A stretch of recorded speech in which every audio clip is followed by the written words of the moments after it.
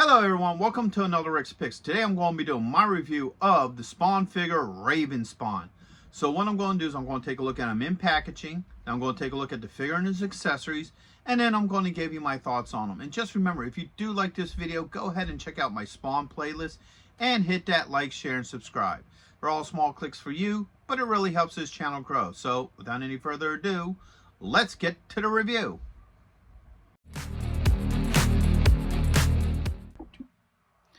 So here he is in packaging. I do like the packaging for him for the most part. I mean, it's kind of simple. You just got this purple with a yellow outline. You have Spawn in yellow, Raven Spawn. All right, you bring it up a little bit closer. You got 14 points of articulation. The McFarland Toys logo. All right. And of course you have this nice window where you can see the figure, all his accessories. You get this really cool art here. I really like that. That looks really neat and sinister. Spawn. Bring it around this way. You get the Spawn logo, his name, points of articulation, and your social medias. Plus you get this really cool picture of the figure. All right, over this way. There we go. Got the Spawn logo, another picture of the figure. All right.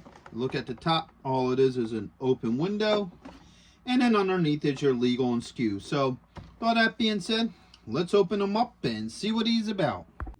If you're going to be in the Philadelphia area from September 7th and 8th, then you got to check out RetroCon 2024 at the Philadelphia Expo Center.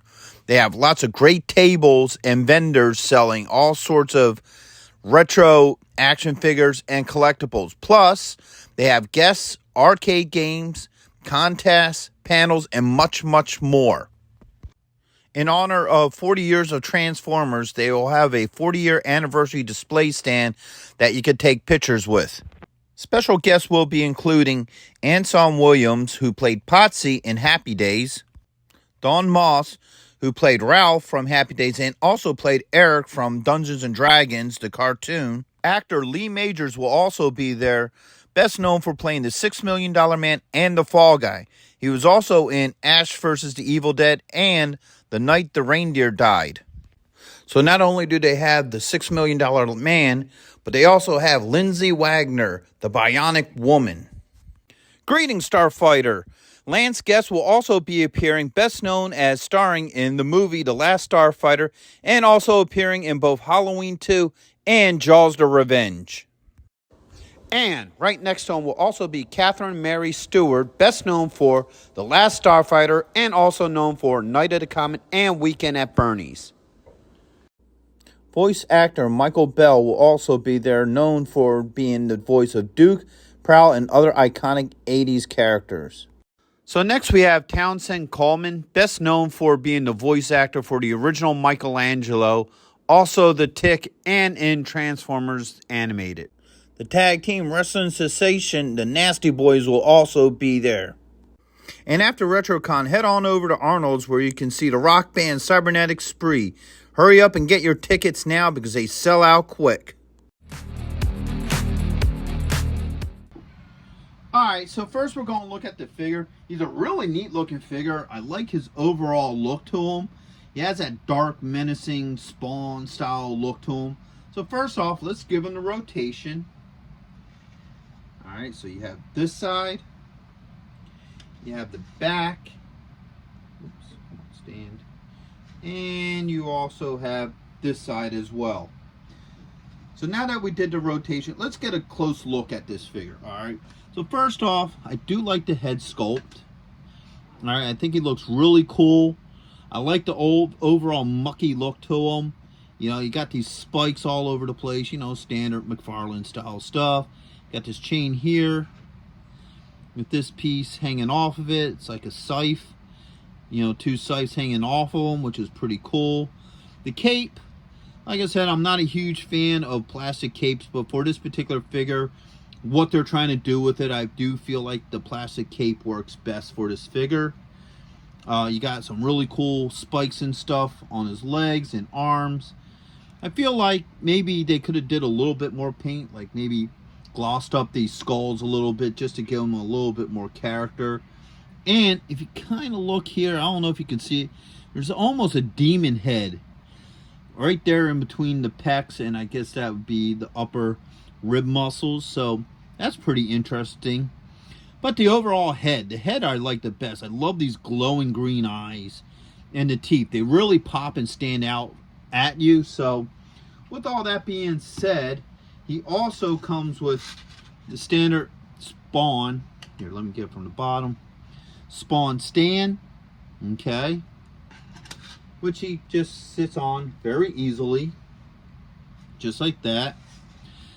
So now let's start looking at his points of articulation. So first off, the head does move. You do get movement in the head. You got a shoulder joint. There is a swivel in there. It's just a little bit tight.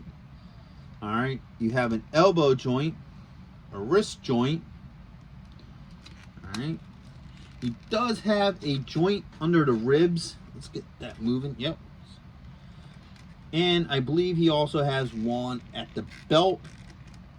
It doesn't move very much, but it is there. All right, bring them this way. You got a thigh joint, a knee joint, an ankle joint, and you also have a toe joint. All right. So as a figure, for the most part, I like how he looks.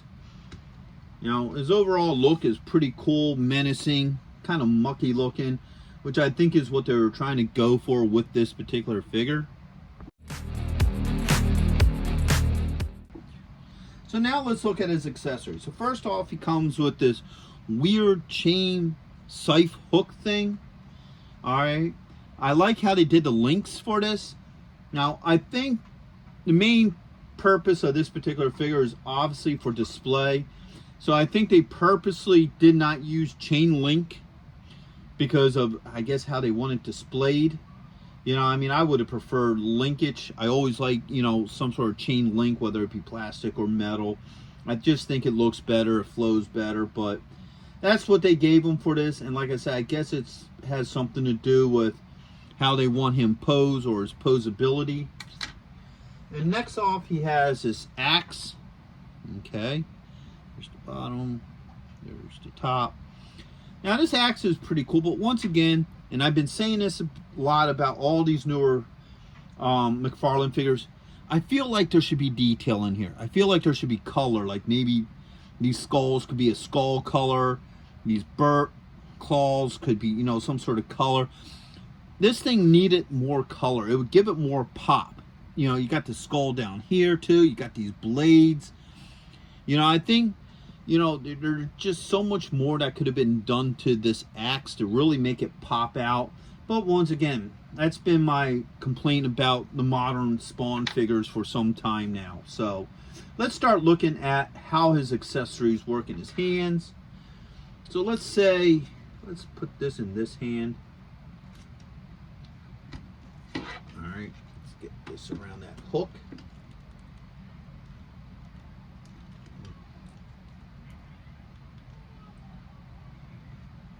All right, just like that. So I guess the whole point is for it being like this is so you could get like that kind of effect, like he's like throwing it at you or something. That would be my thought to why they didn't use actual chain, or actually it's just cheaper.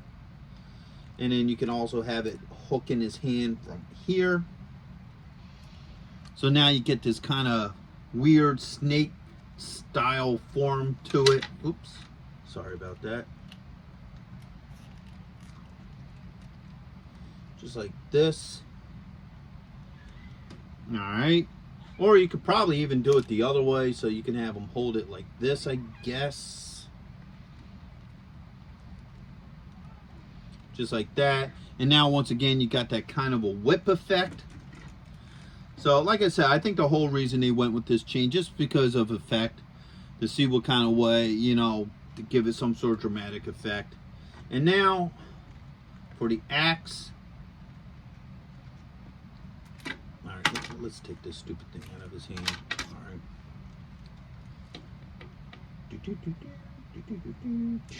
There it goes.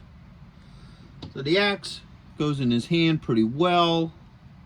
I have no issues how the axe sits in his hand. And then, you know, it could fit either all the way up or down, however you want to do it with this guy. All right, get this back in there. So there you go. So that works just as well. So it seems like all his weapons fit pretty well in his hands.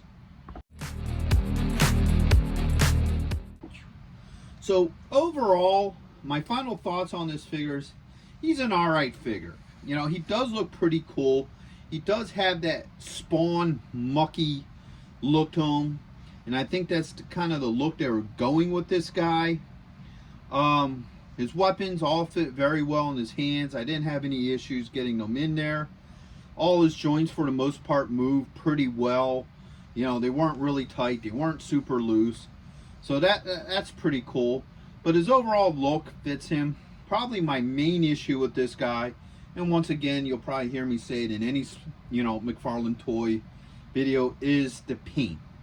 I just think there's more they could have did to this figure to make him pop. Like putting detail on his, you know, axe here. Maybe put some really cool highlights on some of these skulls and stuff, just to give him a little bit more pop, you know. And that's my own personal issue with them. So other than that, those are my only issues with them. So I would recommend them to any Spawn fan, because even though those issues are there, they're still minor issues. He's still an overall cool looking figure and will look great with the rest of your Spawn figures and what have you. So with that being said, I hope you all did like this review. If you did, go ahead and check out my Spawn playlist and hit that like, share, and subscribe. They're all small clicks for you, but it really helps this channel grow. So until the next one, late.